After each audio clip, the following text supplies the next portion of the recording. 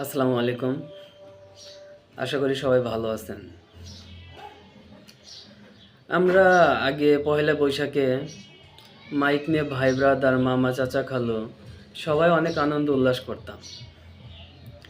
কিন্তু বিগত কয়েকটা বছর যাবৎ দেখছি গ্রামের এই বৈশাখী উৎসবটা ঠিকমতো আর পালন হয় না।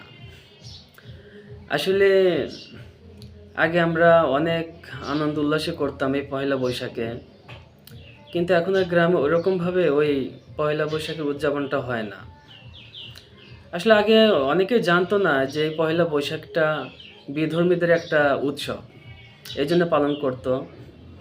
তো আস্তে আস্তে যখন মানুষ বোঝা শুরু করলো, জানা শুরু করলো যে আসলে এই পহেলা বৈশাখটা বিধর্মীদের একটা উৎসব, তো জানার পর আস্তে আস্তে এই গ্রামের মানুষ আমরা এটা ছেড়েই দিয়েছি প্রায়। এখন আগের মতো আর দেখা যায় না যে মাইক নিয়ে এই গ্রামে সে গ্রামে এই আবির মাখা, গায়ের রং মাখা এই পয়লা বৈশাখ উদযাপন করাটা আর দেখা যায় না।